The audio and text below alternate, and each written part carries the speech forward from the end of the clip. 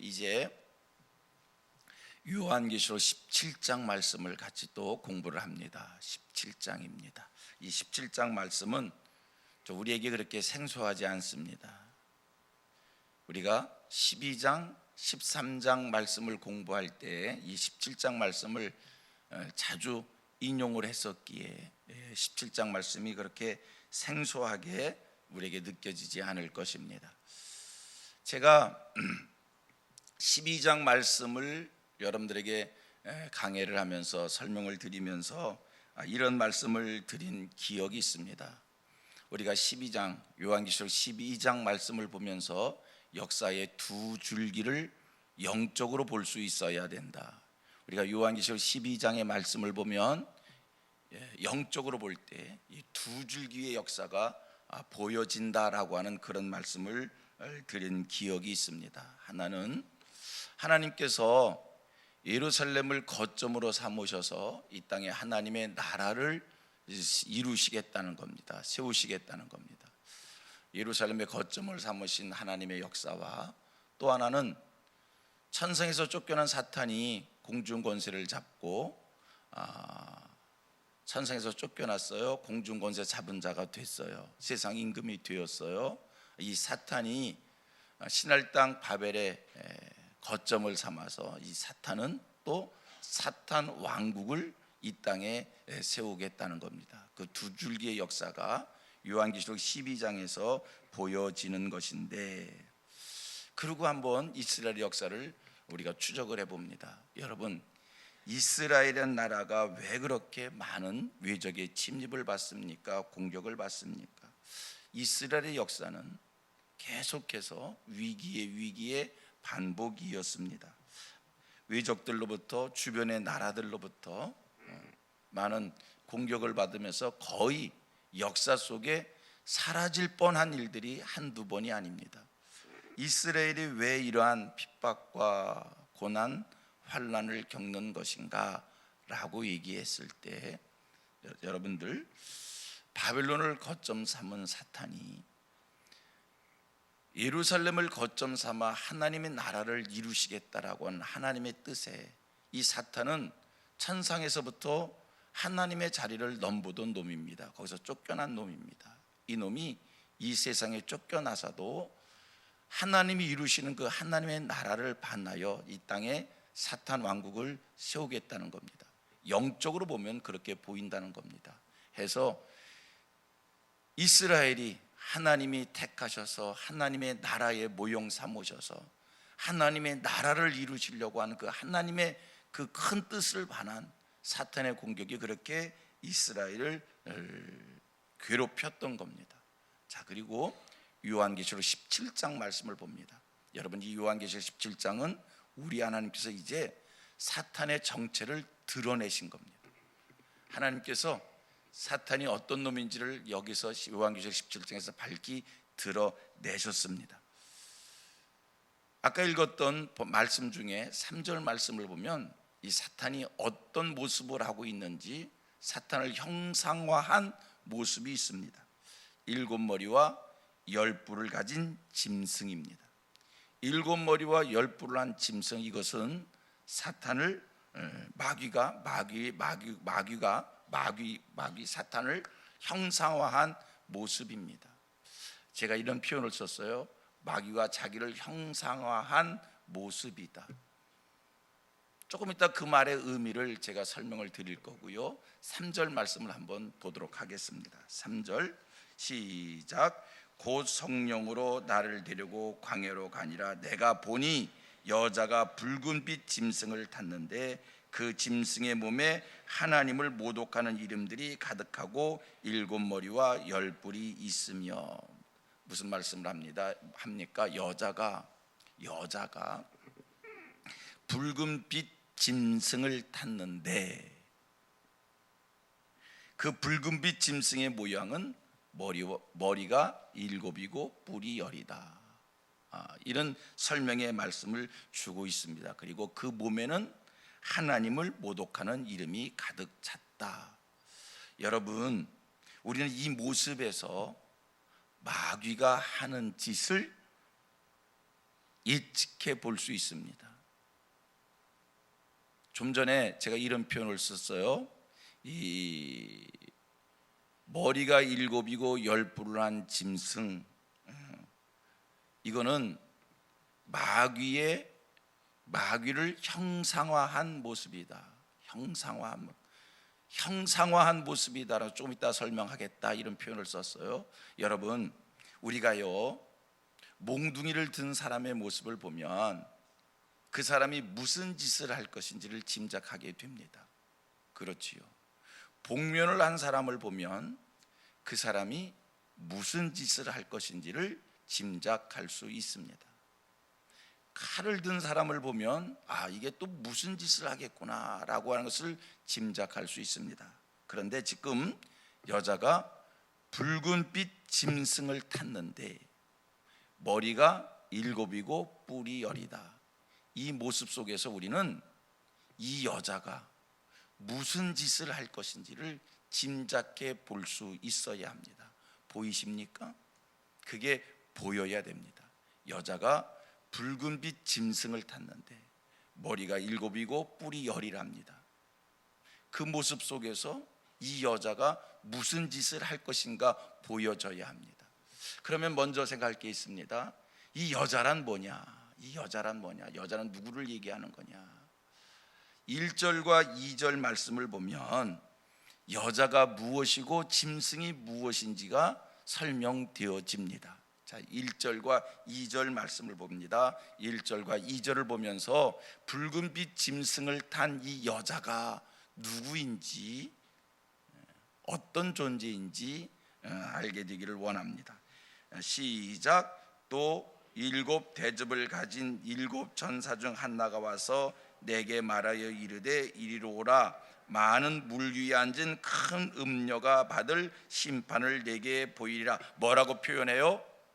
큰 음녀랍니다. 붉은빛 짐승을 탄 여자는 1절에 설명하기를 큰 음녀인데 그 음녀가 어디에 앉았다고 표현합니까? 많은 물 위에 앉았다. 3절에서는 붉은빛 짐승을 탔어요. 근데 1절에서는 많은 물 위에 앉은 큰 음녀다. 그 다음 2절을 봅니다. 시작. 땅의 임금들도 그와 더불어 음행하였고 땅에 사는 자들도 그 음행의 포도주에 취하였고. 이 음녀가 하는 짓이 뭔가? 땅의 임금들과 음행을 했다는 겁니다. 그리고 땅에 사는 많은 이들이 이 여인의 음행의 포도주에 취하였다. 이런 표현의 말씀을 주고 있습니다. 물 위에 앉은 음녀가 뭔가? 그 음녀는 땅의 임금들과 음행을 하였고 땅에 사는 자들도 그 음행의 포도주에 취하였다. 그러면서 이제 설명된 게 결국에는 이 음녀가 심판을 받는다라고 하는 건데, 3절에 붉은 짐승을 탄 여자, 1절에 이 여인이 많은 물 위에 앉은 음녀이다. 그러면 여기서 또 한 가지, 이 여자가, 이 여인이 많은 물 위에 앉았다고 그랬어요. 많은 물 위에. 이 많은 물은 또 무엇을 뜻하는 건가라고 하는 것을 알아가야 됩니다. 그렇죠? 붉은빛 짐승을 탄 그 여자는 음녀이구나. 큰 음녀이구나. 이 큰 음녀가 땅의 임금들과 음행을 했구나. 그런데 그 음녀가 많은 물 위에 앉아서 땅의 임금들과 음행을 했단 말이에요. 그럼 이 많은 물이 뭔가? 쭉 내려가 보면 15절에 그 많은 물이 무엇인지를 설명을 주고 있습니다. 15절 시작. 또 천사가 내게 말하되 내가 본 바 음녀가 앉아있는 물은 백성과 무리와 열국과 방언들이더라. 이 음녀가 앉은 물은 뭐라고요? 백성과 무리와 열국과 방언들이다. 여러분, 이건 세상 나라를 얘기하는 거예요. 이 세상을 얘기하는 거예요. 이 세상은 누가 앉아 있다고요? 음녀가 앉아 있어요. 그냥 이렇게 표현을 하고 싶어요. 이 세상 나라 위에 뱀이 꽈리를 들고 앉아 있는 거예요.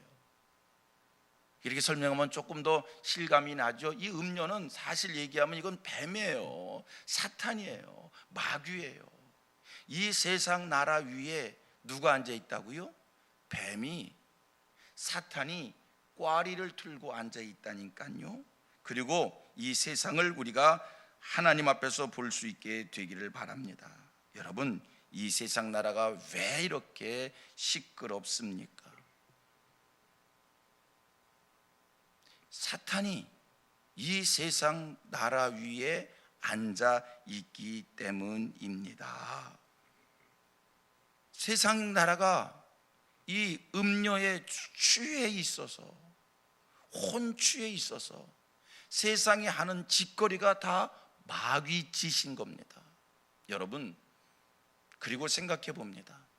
하나님이 없는, 하나님을 떠난 문화라고 하는 것이 우리를 선한 쪽으로 인도합니까? 하나님을 떠난, 하나님이 없는 예술이라고 하는 것이 우리를 선하게 합니까? 하나님이 없는 정치, 하나님이 없는 경제, 여러분, 그것이 우리 인생들을 유익하게 합니까? 모든 것들이요, 문화와 예술과 경제와 정치와 교육이라고 하는 것이 선한 것으로 보여지지만 결국에는요, 그것들이 인생들을 자꾸 사악하게 만들고, 인생들을 타락하게 만들고, 죄짓게 만들고, 극날하게 만들고, 이게 세상 풍조인 거예요. 왜 세상 풍조가 이러한가?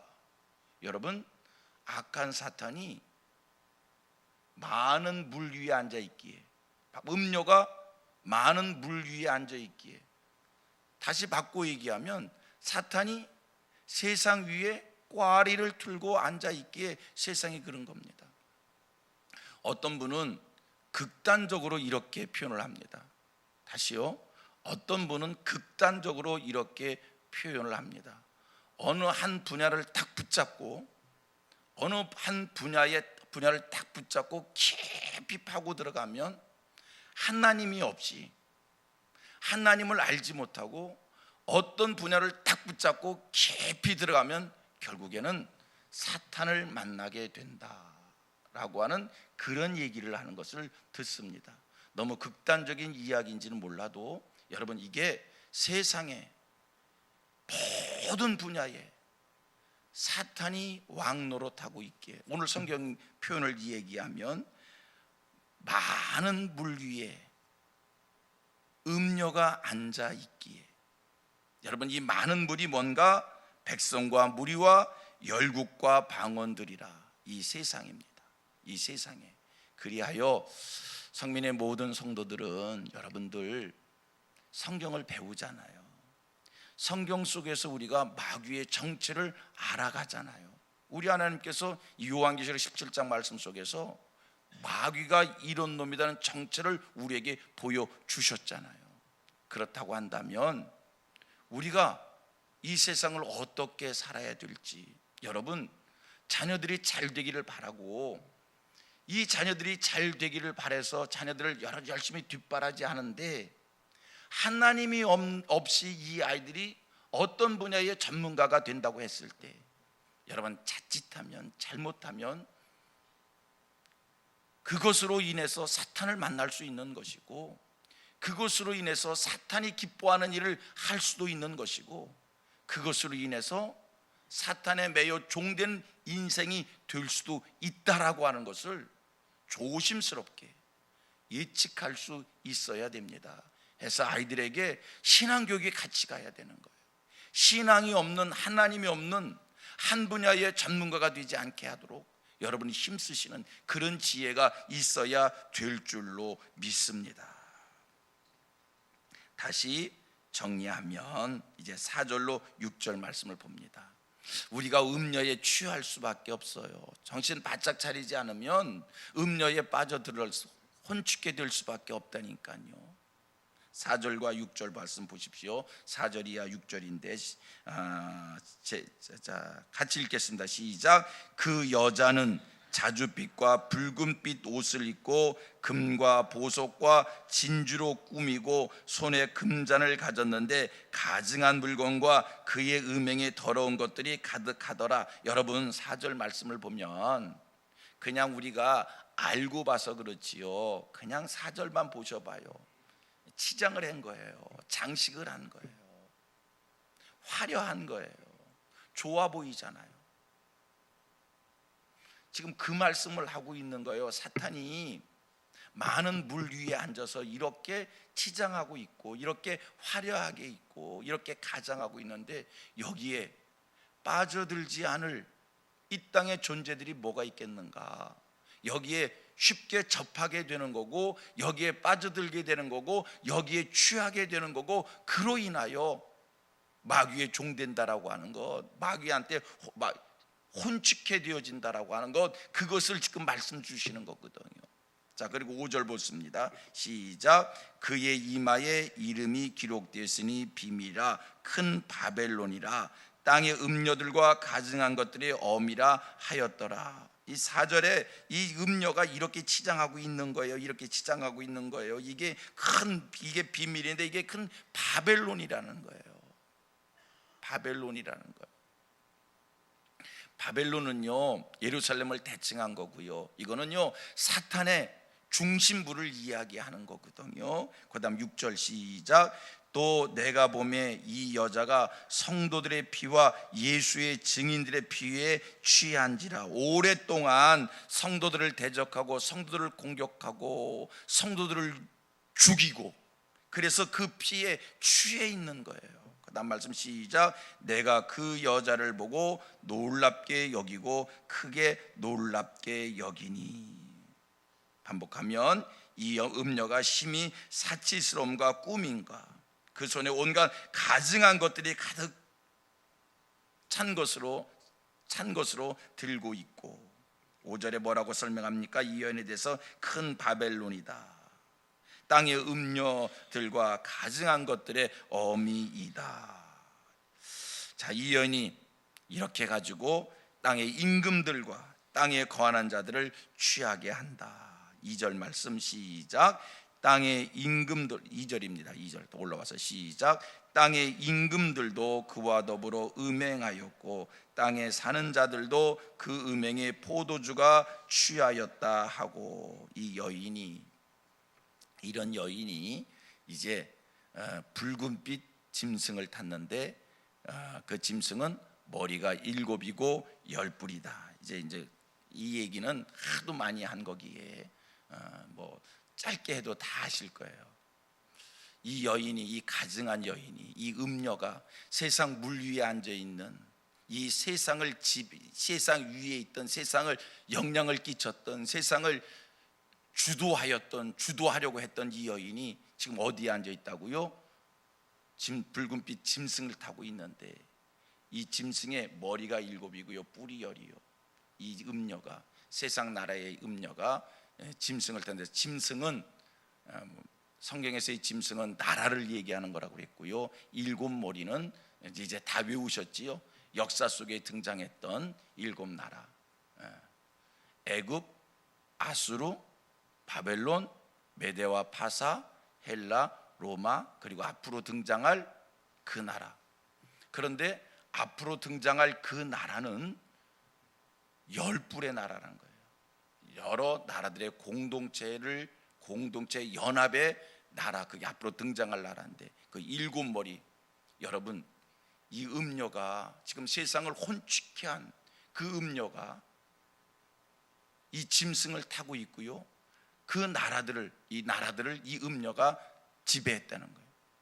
그래서 하나 더 예측하면 앞으로 등장할 그 10뿔의 나라는 역대로 애굽과 아수르와 바벨론과 등등 이 나라가 하던 모든 짓을 동일하게 그것보다 더한 악한 짓을 하게 될 것이다. 그러나 결국은 성경에 뭐라고요? 시간 없어서 정리하면 심판을 받는다. 이게 마귀의 정체입니다. 결국은 하나님께서 심판하신다. 할렐루야. 두려워하지 마시길 바랍니다. 하나님이 심판하십니다. 요한계시록 17장과 18장은 바벨론 심판을 이야기하는 겁니다. 17장도 바벨론 심판을 이야기하고 18장도 바벨론 심판을 얘기하는 건데, 17장은 종교적 바벨론의 심판을 얘기하는 거고 18장은 정치적 바벨론의 심판을 이야기하는 겁니다. 이렇게 해서 이제 이 정도로 알면 이제 요한계시록 말씀이 쭉 대략적으로 한눈에 여러분들이 보여질 수 있을 겁니다. 오늘은 여기까지 하겠습니다.